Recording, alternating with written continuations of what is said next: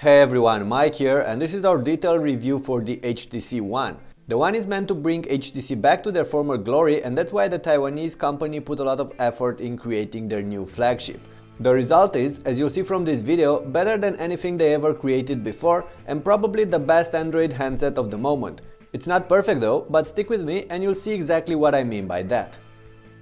We'll start with the aesthetics. Metal, glass and some plastic are molded together into a body that looks and feels astonishing. The non-removable rear plate is made from aluminum, available in either silver, as our unit here, or black. Two white plastic straps perfectly integrate with the metallic back, hiding the antennas for wireless, cellular and GPS. In fact, the same ceramic-coated polycarbonate is used for the edges of the phone as well, which are not straight or rounded, but rather chamfered, which does add to the unique style of the One. On the front face you get the Gorilla Glass covered screen and two extra pieces of aluminum flanking it. What's more important than a premium material used for this casing is how the phone actually feels. The HTC One is not very thin or very light, measuring 9mm in its thickest point and weighing 143 grams. But the edges are actually only 4mm thick, as the back is thicker in its middle and tapers towards the sides, thus the One kind of molds into your palm and actually feels thinner than it is. As a result, the phone sits comfortably into your hand, although it's still large and difficult to use single-handedly unless you really have big palms. So all in all, the HTC One is definitely different than the other top-of-the-line smartphones of the moment, in a good way. And while for now I can only say that the device is rock solid, I do have the feeling that this one is going to be very reliable as well. Time will tell. Anyway, let's have a quick look around this device. On the back you'll notice a Beats Audio logo, one of the noise-cancelling mics, and the rear camera with flash, which is no longer elevated and exposed like on the One X. It perfectly integrates within the aluminum body. On the top edge there's the power button, which also doubles as an IR blaster, and the 3.5mm audio jack. On the bottom sits the micro USB connector that also acts as HDMI video output, and next to it there's a microphone pin. On the left edge there's the micro SIM tray, while on the right there's a volume rocker, and that's about it. No dedicated camera button, no microSD card slot. On top of that, the power button placement makes it difficult to press during everyday use. Plus, both this button and the volume rocker sit flush with the edges of the phone, and I wish they were somehow tactile emphasized, thus easier to find with your fingers. Now onto that front face. The 4.7-inch screen is the star of the show. It's a 1080p Super LCD3 panel, and it's smaller than the 5-inchers offered by the Sony Xperia Z or the Samsung Galaxy S4, which leads to a high 461 ppi density. And this one is clearly visible when displaying texts or any elements with fine details on the screen, although the difference between this particular display and any other with 400 plus ppi density is impossible to spot in real life use. The overall screen quality is top-notch too. You'll have no reasons to complain about the colors, the contrast or the viewing angles. The protective glass on top of the screen is laminated, bringing the content closer to the surface. Thus the only thing you might not like about the screen is its bright light visibility, which is alright but not excellent. Two punctured metallic grills are flanking the display, each hiding a speaker called boom sound speakers. Paired with the Beats Audio software, they are definitely loud, and surprisingly, the sound coming out of them is very good too, quite accurate and with no distortions. I made a clip just about the audio quality on the HTC One, so you might want to pause this review and check it out for more details. Also, make sure to tell me what you think about these speakers in the comments below. On top of the screen there's also the front-facing camera with a 2.1 megapixel sensor and a wide lens, capable of shooting 1080p videos and even HDRs. Some sensors sit on the other side of the speaker, and there's also a tiny but fairly bright notification LED concealed within the upper grille. Under the screen there's the HTC logo sitting in the middle, flanked by two capacitive buttons. Having the logo in the middle, which is not a button, is quite annoying. You'll need some time to get used to the home button on the right, and because of that logo there was no room for a dedicated multitasking or menu button. As a result, tapping the home button twice will get you to the multitasking panel, while holding it will launch Google Now. As for the menu, it's represented as a large black bar with 3 dots in most applications, which eats up a significant area of the screen for no good reason. It also looks like you could long press the back button to access the menu, but I for one couldn't find the option to activate this one on my unit.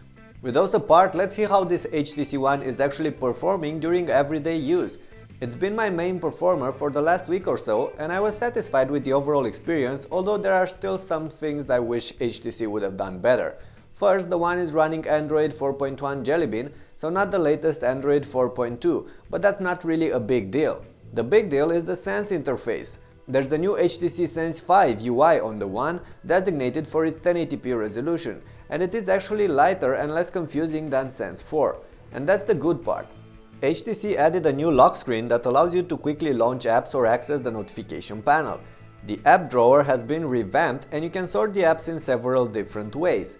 By default, you'll only get 3 apps per row, but you can tweak that from the settings. What you can't, however, is get rid of the weather widget on top of the app drawer, and I see absolutely no reason for it to be there.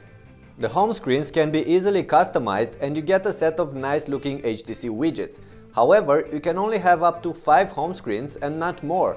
Also, I couldn't find a solution to change the apps attached to the dock bar, so if there is one, please let me know in the comments. Right now, when trying to remove one of the apps from the dock, it creates a copy of it on the home screen but does not remove it. Weird. Anyway, we should also talk about Blink Feed, which is the new default home screen for HTC Sense 5.0. This one displays the latest news and your latest Twitter, Facebook or other social signals in a flipboard-like layout. The good part is that you can easily scroll through all these messages and quickly read what you're interested in. The bad news is that there are very few options to customize Blink Feed. You can only choose between a set of predefined news sources. You cannot have certain types of messages stand out from the others, and so on. And then you cannot remove Blink Feed, so out of the 5 home screens, one is always going to be occupied by it. But you can set the main home screen to another one and push Blink Feed towards the side, and that's actually what I did on my HTC One. There are some other things I should mention. The email client is very good and it offers plenty of options and an unified inbox. The notification system is alright too, but I wish HTC would have integrated some quick toggles with it, like Samsung does on their devices. And you do get some decent software installed with this machine, like the car app, the kids mode or the TV mode that lets you use the HTC One as a remote for your various electronics around the house. And then the HTC One excels as a multimedia companion. Watching movies on the 4.7-inch Full HD screen is a delight, and the phone can handle all sorts of 1080p content, including NKVs with subtitles and all the needed goodies.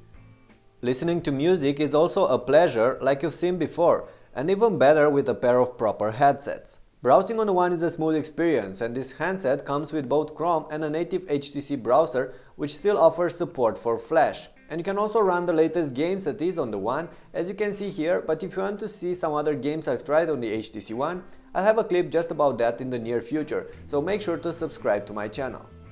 So all in all, the HTC One is a beast and flies through all of your daily applications, and that's mainly because it packs fast hardware. I tested the international version, the one powered by a Qualcomm Snapdragon 600 quad-core processor with 2GB of RAM.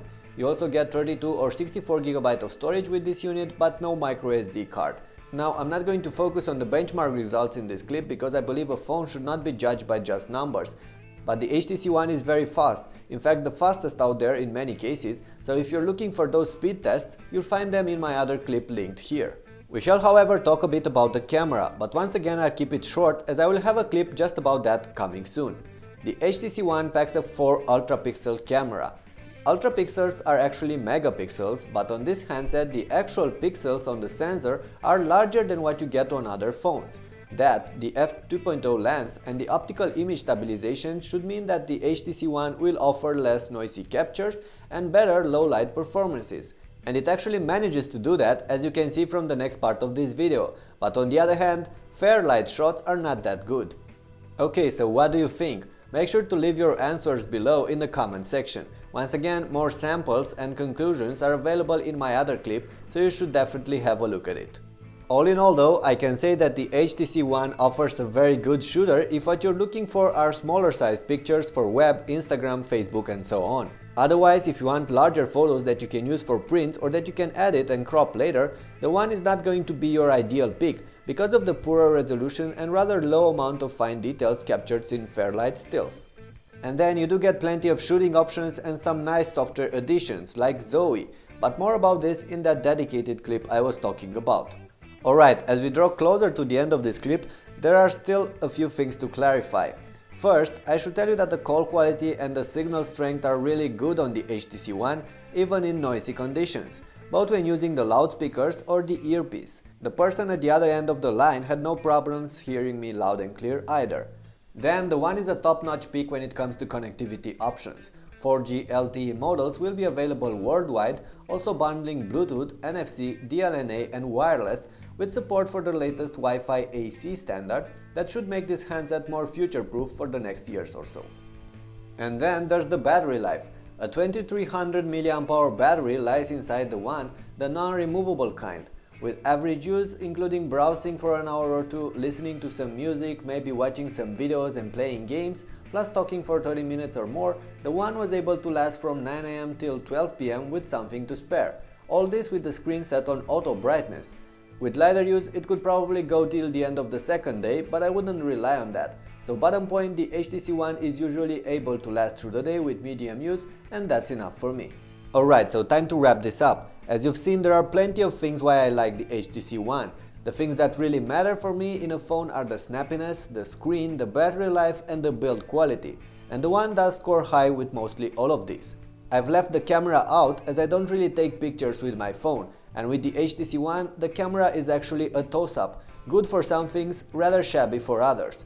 And then comes HTC Sense 5, improved and lighter, but still somewhat annoying, at least once you get used to the different than stock Android experience. So like I said, the HTC One is not perfect, but I do believe it comes pretty close to being the best flagship of the moment, even when facing competition like the Samsung Galaxy S4 or the Sony Xperia Z. Price-wise, it's going to be competitive too, so in the end it's up to you to balance the rights and wrongs and pick the handset most suitable for your needs and taste. I for one will have some other videos comparing the HTC One with its main rivals, so if you enjoyed this review you might want to subscribe for those as well. Also, make sure to press that thumbs up button if you liked it, and I'd really appreciate if you could share it on Twitter, Facebook and all the other social services so your friends will see it too. Catch you later.